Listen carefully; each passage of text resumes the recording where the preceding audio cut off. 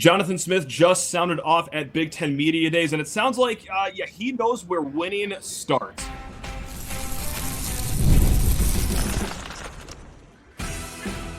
You are Locked On Spartans, your daily podcast on the Michigan State Spartans, part of the Locked On Podcast Network, your team every day. Today's episode of Locked On Spartans is brought to you by FanDuel. Right now, new customers can get $150 in bonus bets when your first $5 bet wins. Spartan friends, Spartan family, Locked On Spartans listeners, thank you all so much for tuning in to Locked On Spartans, your team in green and white 5 days a week.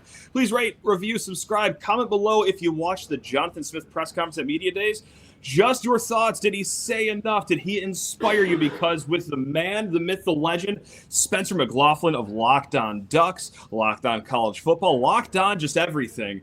He's boots on the ground right now in Big Ten country in Las Vegas. And Spencer, the main strip, is it just buzzing with Big Ten chatter right now? Have they swarmed and taken over Sin City? Well, we've definitely swarmed and taken over the Mandalay Bay Hotel. And as we wind down day 3 of Media Days, it is definitely disintegrating slowly but surely. Today, I actually heard somebody on Radio Row earlier today as I was just, setting up and working, was walking. I don't even know who it was. And it was somebody who, was here covering it and just goes, it's kind of dead today. No, that's nice. Which Perfect. Is, I think it was a shot at Kirk Ferentz being the first coach going. Womp womp. Yeah, like that was tough, and I was like, I don't know, it's only dead if you think that Nico Iamaleava is boring. He takes the stage later. That's the biggest reason that I'm here today. I was going to say that'll put butts in seats. Yeah, that's I mean, getting a question in there is going to be a challenge, but one that I am definitely up for. Not that I've asked any questions that set off debates in college football this week. No, not to my knowledge. No, on a serious note, I hope to get to that at the end of this conversation here. But look, let's talk about the fireworks that Michigan State provided. And look, Jonathan Smith, he spoke for roughly 7 or 8 minutes. All these kind of sessions are pretty short. You get 2 or 3 questions. Fireworks. I know. And look, was anyone going to expect Jonathan Smith to come out and say something that's going to grab headlines? No, even though he's been on campus for about a year and a half, it seems like now.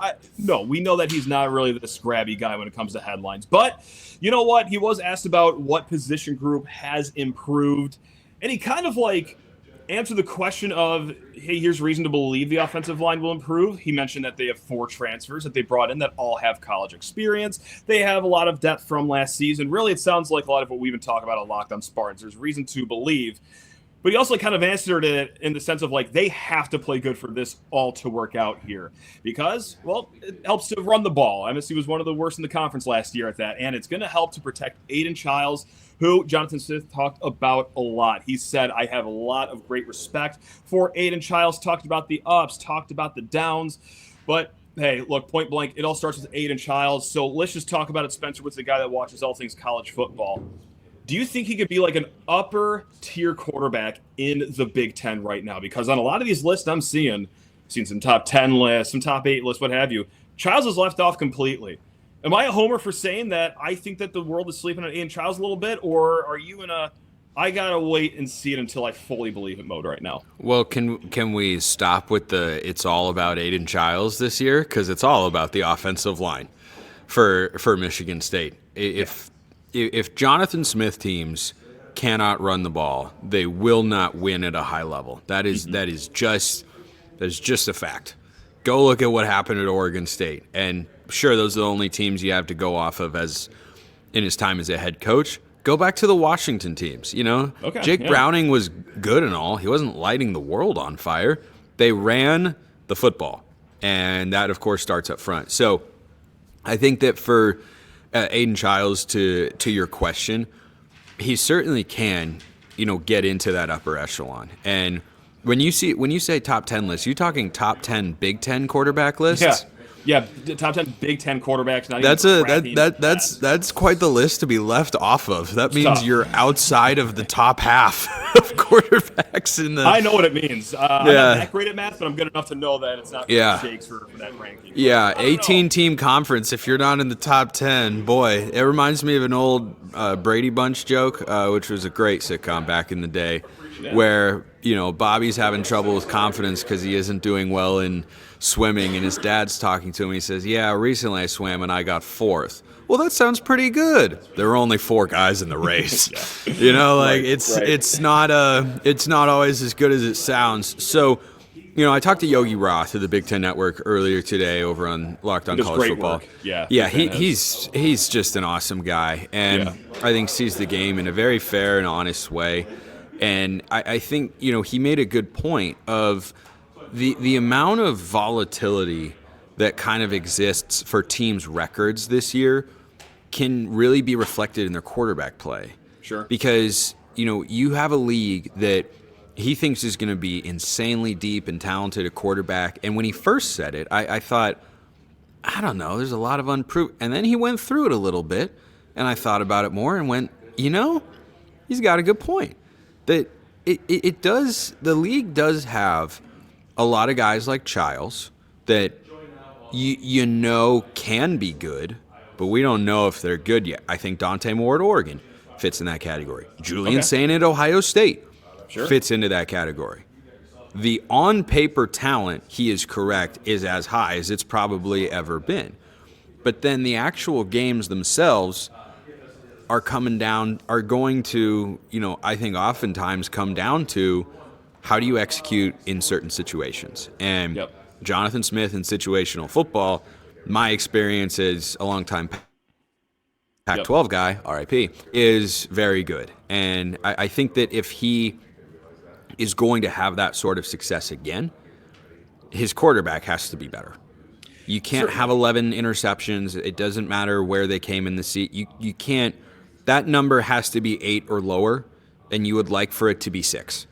Sure. If Aidan Chiles throws 6 interceptions and fumbles, less than 2.5 times, I think that's a major step forward for the Michigan State offense. But that does, in part, come down to the offensive line, as we talked about. So I think that Chiles is a legit question. The ceiling is so high. I mean, just crazy high. I was going through my Michigan record prediction for the season, not Michigan State, but the team over in Ann Arbor. And I picked them at 9-3. Okay. And when I tell you that I was this close to going 8-4 and saying that they will lose to Michigan State and East Lansing, I was right there. Because what every coach who's early in his tenure, this applies to Jed Fish at Washington too in the Big Ten, what coaches are looking for, I think, in year 2 is progress, number 1, but a signature moment, number 2. Yeah. A game. Start for those, yeah.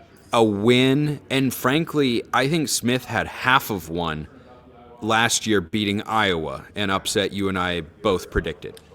Yep, that's right. Let the record show. That's right. That's right. Did you? I did. Oh, I called that in June. I said, this is going to be the one. It's not going to make any sense. They'll be underdogs, but it's homecoming. Crazy things happen. Yes. So, very analytical. So Right. So I think Iowa half fits that description. But for Michigan State, that would be a big-time non-conference win, or Michigan or Ohio State, Penn State, Oregon. Heck, even if they had Illinois on their schedule this year, which I don't believe they do. They don't, no. That, I think, would qualify because I think Illinois would be a good team. So certainly, I wonder if that moment arises.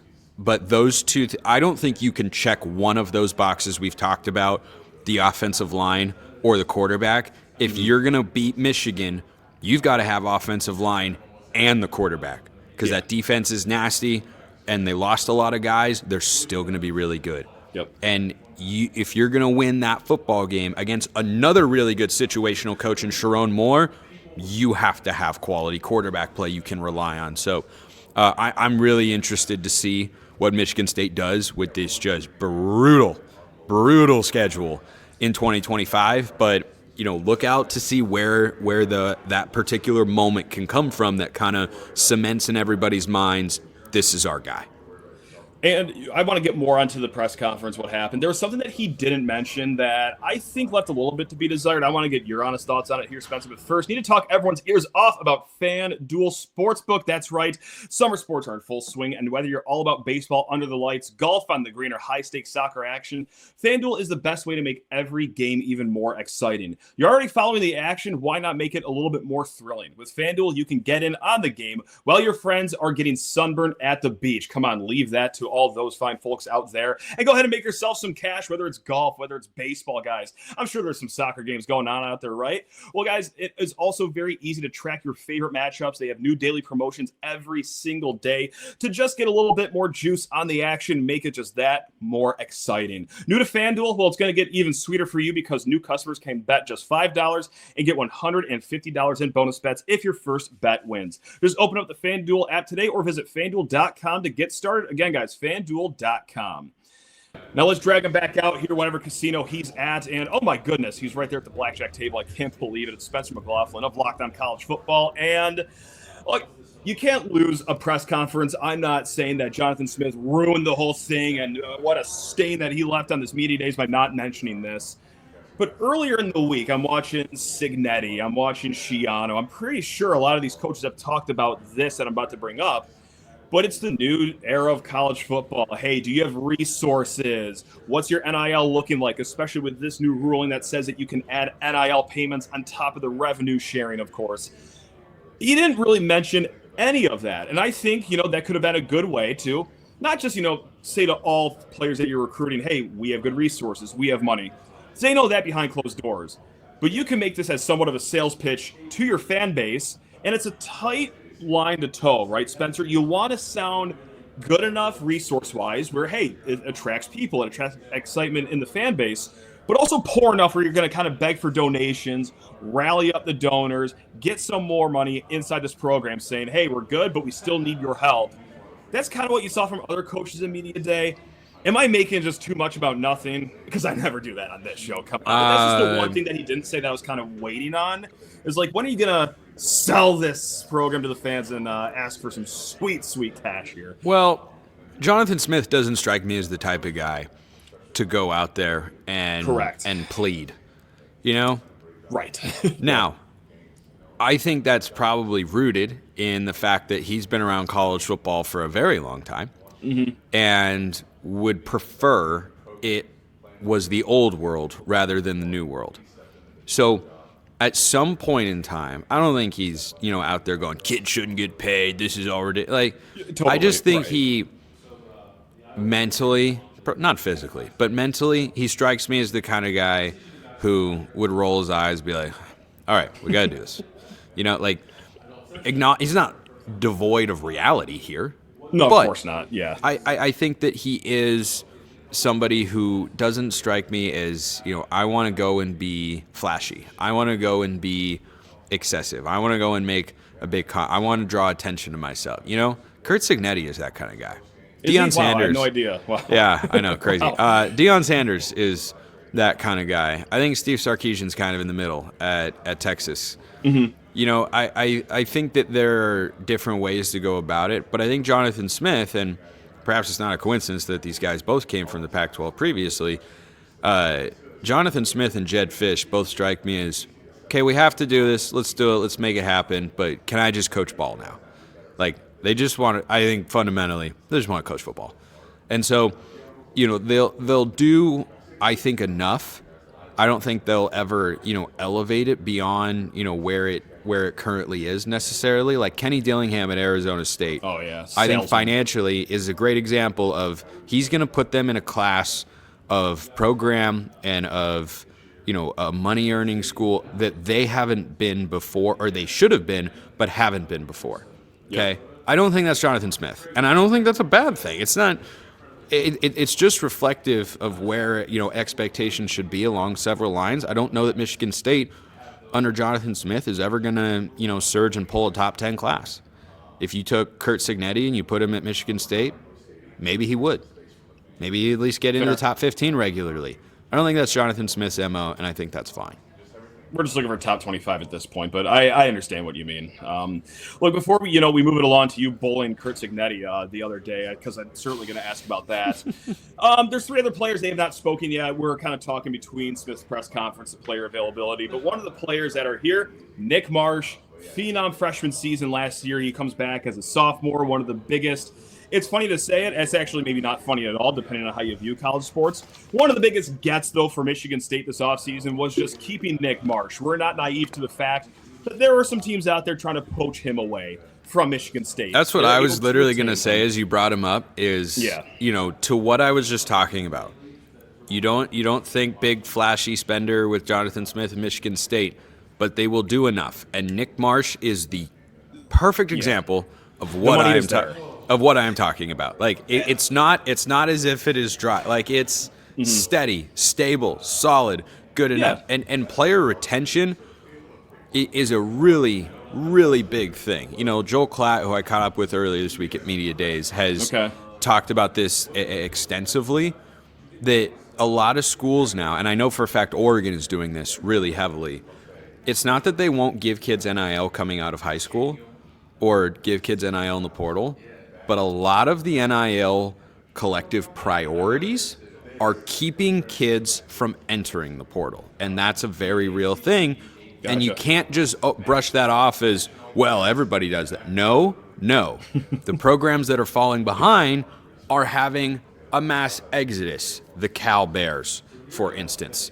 Sure. Jaden Ott is no longer a Bear. He's an Oklahoma Sooner.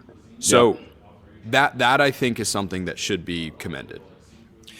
And you know what? Just to tie this all up, let's talk about this Kurt Signetti thing because probably the biggest headline that I saw out of the Big Ten Media Days is Kurt Signetti. Some bully asked him about why'd you cancel your Virginia game. I heard that reporter was very mean. That's what I keep hearing about this guy too. He could be in the room with us right now. Who's to say? But look, they canceled the Virginia game. And they schedule, Carmel High School, whatever it is, to replace them. Like, they made their schedule so weak, no one can believe it. Now, I will say this. I've defended that schedule making. I've said many a times, not just with Indiana, but other schools, even our rival Michigan, I've said this when they canceled a home-and-home against UCLA back in the day. Why give yourselves an even harder path through the season that the Big Ten already doesn't give you? So with that said, you asked about, hey, can you just go into the decision to cancel the Virginia? Yeah. He took it maybe a step too far and said, I pulled an SEC and made my schedule. He said I just wanted to adopt an SEC scheduling mindset. And I was like, well, that isn't what I asked you, but okay. I like Signetti. I do like him. But, I like him too, man. But he's great. He's defiant. He's arrogant because he backs it up. But even this was, I think, just a step too far. Like, I'm also just like a big ownership guy. I'm not saying that, yes, we deliberately made the biggest cupcake schedule possible. But you could just make it a short answer. It made sense for us in the landscape of college football to get back to the college football playoff.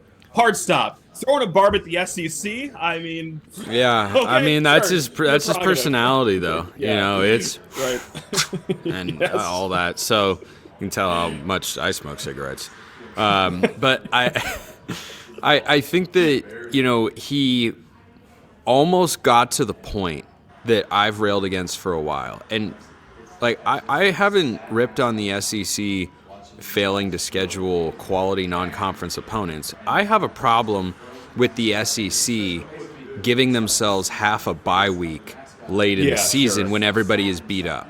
Mm-hmm. Okay? And people like Chris Marler over at Locked On Gamecocks, who has been a fierce defender of the SEC amidst all of this stuff, has raised some perfectly valid and well-articulated points.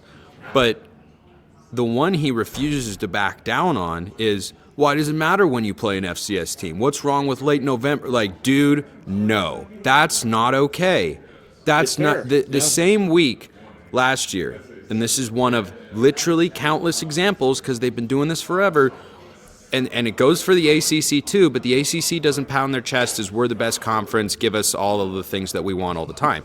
Right. The best example last year is the same week that Oregon was playing its 8th consecutive Big Ten game in November on the road in Madison. Alabama was playing Mercer. Okay? I have no I want everyone to hear me loud and clear. I have absolutely zero objection to a bye game being on the schedule. I have 100% objection to a bye game existing at the end of the conference slate, right before rivalry week, in the midst of a playoff chase. That is what I object to.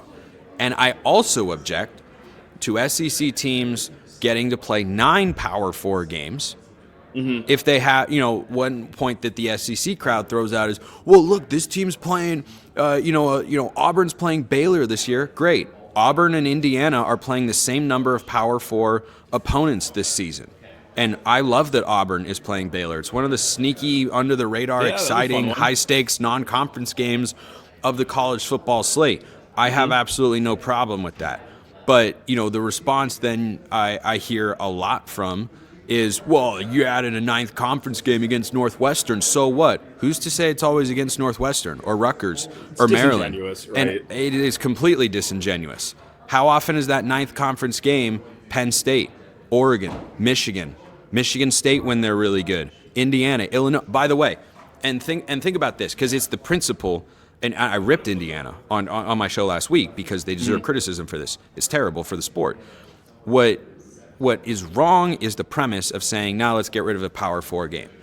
Programs can change quickly, and you can't always control it. And we do college football scheduling in a way that I don't agree with and think is good, but it's what it is.